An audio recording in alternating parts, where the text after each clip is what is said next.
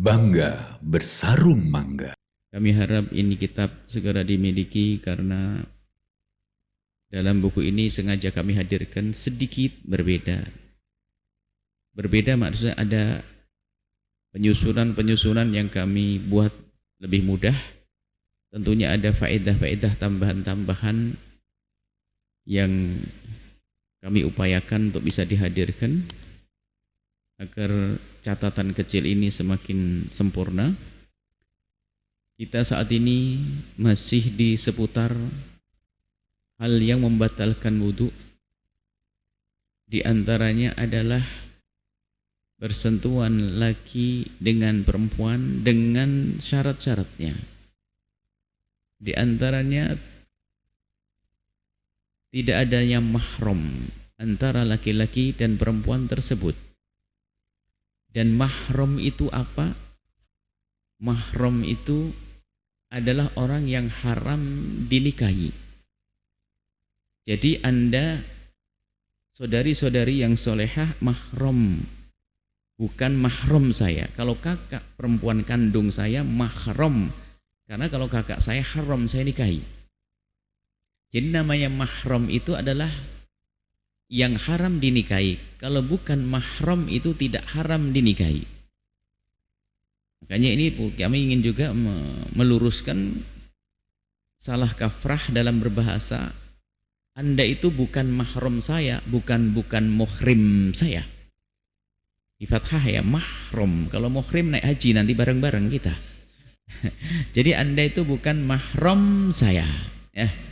Bukan muhrim. Kalau muhrim naik haji, nanti orang naik haji niat di mikot namanya muhrim saya.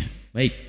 Di antara mahram itu orang yang menjadi ada hal yang menjadi sebab tidak boleh saling menikah. Pertama karena nasab sudah dijelaskan pada pertemuan yang lalu.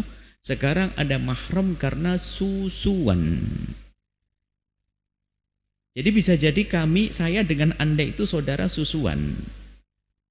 Biarpun ibunya beda, bapaknya beda, tapi menjadi haram menikah, saling menikah karena susuan. Makanya menyusui di sini kami sebutkan nanti mahram karena susuan adalah orang yang menjadi haram jika seandainya satu laki satu perempuan saling haram menikah disebabkan susuan. Lalu susuan seperti apa sih yang menjadikan orang itu mahram? Susuan yang menjadikan mahram syaratnya ada 3.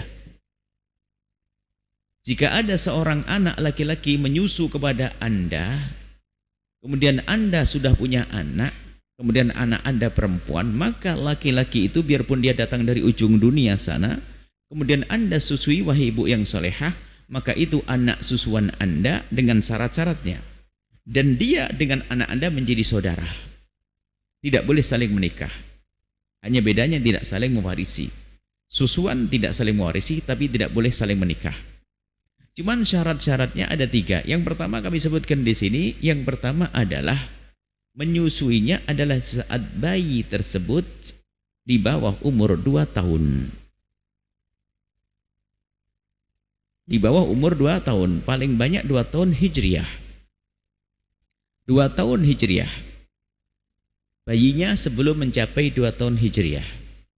Baik, kemudian yang kedua adalah susuannya itu adalah 5 kali. 5 kali ya.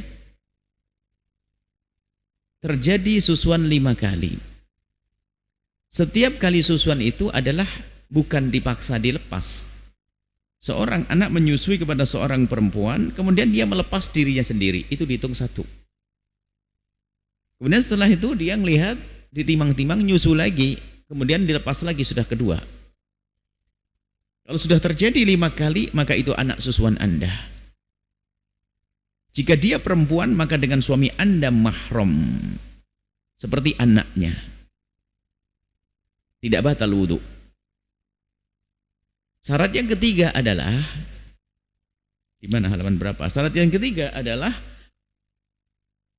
susu itu diambil Susu itu diambil saat sang ibu masih hidup, biarpun diberikan setelah meninggal. Maka nanti ada judulnya, judul besar, bank susu. Bukan abang, bank penyimpanan susu lalu dijual susunya. Karena bank fulus kan, bank susu. Di sebagian negeri-negeri yang peduli kepada kesehatan bayi, biasanya sudah memperhatikan dengan bank susu. Susu ASI disimpan, kemudian disimpan dengan teknologi, sehingga ibu-ibu yang mungkin tidak keluar air susu, dia bisa membeli. Nah, hati-hati, ada pembahasan hukumnya di dalam Islam. Mungkin di luar Islam tidak ada pembahasan, tapi di dalam Islam ada pembahasan. Susu yang dibeli itu kemudian diminumkan kepada anaknya, maka hendaknya dicatat siapa yang punya susu ini.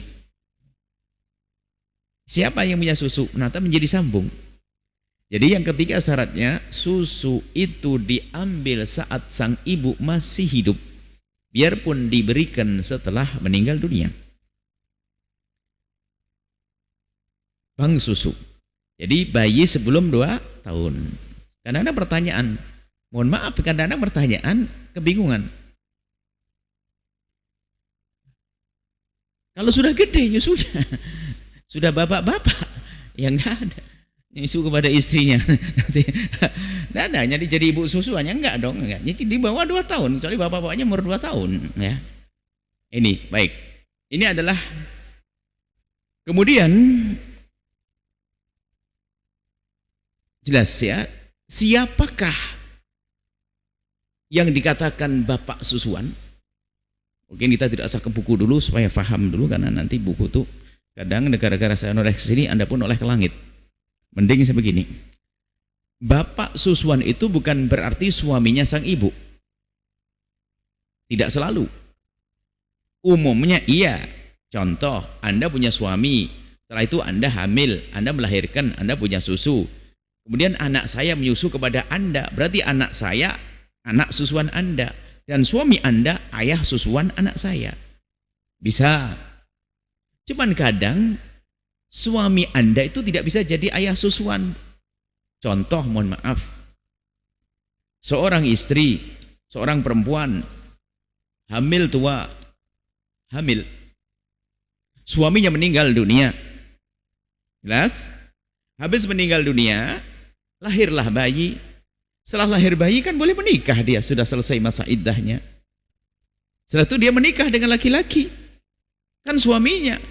Tapi susu ini bukan susunya suami sekarang, susunya suami yang dulu. Maka kalau ada bayi menyusu kepada sang ibu ini, bukan anaknya sang suaminya, tapi anak susuan yang sudah meninggal. Atau tidak meninggal, nanti misalnya cerai. Jadi yang punya susu ini hanya menjadi sebab keluarnya susu. Baik, seperti ini gambarannya. Di sini kami tuliskan semuanya, hanya perlu kami hadirkan ringan ya. Jadi kemudian siapakah anak susuan nanti? Anak susuan persis seperti mahram di dalam nasab. Jika Anda seorang ibu susuan, ada bayi nyusu kepada Anda, berarti Anda ibunya. Semua anak Anda jadi saudaranya. Suami Anda menjadi ayahnya, saudara suami Anda menjadi pamannya, saudara Anda juga menjadi pamannya. Seperti itu. Persis. Ke atas, ayah ibunda Anda kakeknya, kakek susuan. Enggak ada beda. Makanya yang haram karena nasab, yang haram karena susuan, haram karena nasab. Haram karena nasab seperti haram karena susuan, persis, enggak ada beda. Ya saya, ini kami baca saja nasnya supaya tertib kita baca bukunya, penjelasan. Mahram karena susuan. Mahram karena susuan ada 5, yaitu sama seperti mahram karena nasab.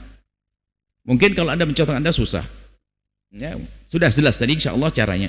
Catatan antara mahram nasab dengan mahram susuan bisa saja saling bertemu, bisa. Mahram nasab sama mahram susuan bisa ketemu. Contoh, Anda seorang perempuan, ibu-ibu nyusui seorang anak laki-laki, maka anak Anda ini mahram karena susuan. Tapi bisa jadi karena nasab juga. Kenapa? Itu ponakan Anda. Sebelum disusui sudah jadi mahram. Sebelum disusui sudah menjadi mahram, seperti itu. Baik. Contoh, jika seorang bayi disusui oleh seorang perempuan, maka perempuan tersebut adalah ibu susuan sang bayi, dan anak dari ibu tersebut adalah saudara susuan bayi tersebut, walaupun tidak menyusu pada ibunya. Anda menyusui seorang bayi, bayinya orang, dengan syarat-syaratnya, maka itu anak Anda. Dan dia akan menjadi saudaranya anak Anda, biarpun anak Anda setelah lahir gak mau nyusui. Anak Anda tidak pernah nyusu kepada Anda, tapi karena nasab. Bisa ketemu nanti karena susuan. Nah, sebetulnya masa ini yang perlu kami tekankan nanti adalah baik hatinya seorang tetangga harus waspada. Tetangga baik kadang-kadang lihat bayi tetangga yang nangis, yang diambil disusui 5 kali, nggak bisa besanan sama tetangga, hati-hati. Ini harus waspadai. Ini yang terjadi karena baik hati, ditolong, disusui, susui. Tahu-taunya besok nikah, nggak sah pernikahannya, dan harus bisa. Harus bisa. Ini pernah terjadi juga di Arab, kasus seperti ini. Sudah gede, sudah punya anak 4, 3, rupanya sang suami itu menginginkan agar saya teringat, saya punya ibu susuan di kampung sana. Saya pengen barangkali dia sudah sepuh, barangkali kita bawa ke sini, gimana wahai istriku? Kata istrinya, ya gak apa-apa. Kebetulan di rumah ini juga anak sudah pada gede-gede, betul dipanggil lah ibu susuannya sang suami itu. Setelah ibu susuannya dibawa ke situ, rupanya ibu susuan merasa anak perempuan yang menantunya ini kayak kenal, ada tai lalatnya di mana tandanya. Ditanya, kamu gimana? Rupanya kisahnya pernah menyusui. Akhirnya harus dipisah, suami istri yang sudah punya anak 5. Harus. Seperti itu. Cuman nikahnya dulu nggak haram karena tidak mengerti, karena tidak tahu. Baik. Kita baca, syarat susu yang menjadikan mahram ada 3, yaitu sebagai berikut. Bayi yang menyusu belum berusia 2 tahun dalam hitungan kalender Hijriah. Menyusu tidak kurang dari 5 susuan. 5 susuan dengan memutus sendiri tadi, bukan dipaksa. Yang ketiga, air susu diambil saat wanita yang punya air susu masih hidup. Walaupun air susu tersebut diberikan setelah meninggal dunia, ini adalah kami isyaratkan tambahan yang ketiga ini dalam pembahasan fikih tidak ada. Cuman kami masukkan karena untuk mengisyaratkan nanti ada bank susu. Dan kami menemukan di Indonesia, waktu itu kami di Malang atau di mana, ada ibu-ibu yang aktif menggerakkan barangkali ibu-ibu yang punya susu sehat, supaya menolong saudaranya, ditampung, kemudian diawetkan. Barangkali ada ibu-ibu yang punya anak, lalu dia tidak bisa nyusui, agar bisa meminum air susu ini. Tapi harus dicatat, itu anak susuannya. Itu yang punya susu, ibu susuannya, harus dicatat. Dan gak ada masalah itu menolong orang kok. Siapakah ayah susuan itu? Ini sedikit sudah kami isyaratkan, kami sampaikan tadi. Ayah susuan adalah ayah yang memiliki air susu ibu tersebut. Artinya ayah yang menjadi sebab sang ibu mengeluarkan air susu, yaitu ayah yang menjadi sebab hamil sang ibu. Tapi kalau tadi kan bukan, biarpun suaminya kan bukan ayahnya, tadi sudah dijelaskan. Hamil, meninggal dunia suaminya, atau dicerai, kemudian pisah, menikah lagi dengan suami yang baru, maka suami yang baru bukan ayah susuannya. Karena susunya itu adalah hasil daripada suami yang dulu. Baik, seorang wanita hamil ditinggal oleh suaminya karena dicerai atau meninggal dunia. Setelah masa iddah berlalu, yaitu saat kelahiran bayi, kemudian wanita tersebut menikah dengan seorang pria, dan di saat itu dia masih mengeluarkan air susu dan menyusui. Maka air susu tersebut dinisbatkan kepada suami yang pertama, bukan suami yang baru. Dan siapapun yang saat itu menyusu kepada wanita tersebut akan menjadi anak susuan dari suami yang pertama, bukan suami yang kedua. Catatan, yang dimaksud dengan 5 kali susuan adalah bayi berhenti menyusu dan melepaskan isapan dengan sendirinya sebanyak 5 kali, bukan dipaksa. Jika ada bayi yang menyusu pada selain ibu kandungnya, harus dicatat agar bisa diketahui bahwa antara ibu dan bayi tersebut ada hubungan mahram karena susuan. Mencatat itu penting. Baik, mahram karena pernikahan, insya Allah kita bahas pada pertemuan yang akan datang, insya Allah.